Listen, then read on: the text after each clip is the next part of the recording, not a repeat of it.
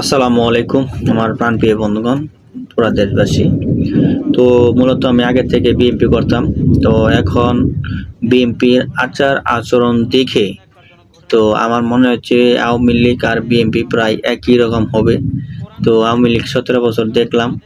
তো আমি বুঝমান হওয়ার থেকে পরে থেকে আমি ভোট দিতে পারি নাই। তো যাও এখন ভোট দিব। তো আমার মনে হচ্ছে যে বিএনপিকে দিলাম হইলে কিন্তু এখন বর্তমান বিএনপি যেই শুরু করছে আমার মনে হচ্ছে যে আওয়ামী লীগের মতো হয়ে যাবে। তো দেখতে পারতেছেন পাবনায় আজকে পাবনায় একটি এই জামাতের কেন্দ্রীয় অফিসে আগুন দিয়ে কোরআন শরীফ পুড়ে ফেলেছে বিএনপির কর্মীরা।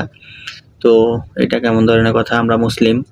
তো আমরা যে আর কিছু রাজনীতি থাকতে পারে, রাজনীতি ভেদাভেদ থাকতে পারে। তো কোরআনের নিয়ে কোনো ভেদাভেদ হওয়ার তো প্রশ্নই ওঠে না। কোরআন শরীফ পুড়ে ফেলবে সেটা মানার মতো না।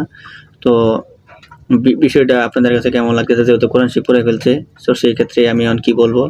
তো বিএনপি আগে করতাম কিন্তু আমি বিএনপিকে আগেও ভালোবাসতাম, এখনো বাসি, কিন্তু এদের আচার আচরণ দেখে আমার আর এখন ভালো লাগে না। তো যেহেতু জামাতকে নির্যাতন করতেছে এবং কি জামাতের কেন্দ্রীয় কার্যালয়ে আগুন লাগিয়ে দিয়ে কোরআন শরীফ পুড়ে ফেলছে, সেক্ষেত্রে আমি বলবো বিএনপি মনে হয় আওয়ামী লীগের মতোই হবে। তো সবাই আপনাদের মতামত জানিয়ে যাবেন আর ভিডিওটা বেশি বেশি শেয়ার করে দেবেন যেন ভিডিওটা সবাই দেখতে পারে। তো দেখেন ভিডিওটা আপনারা সবাই।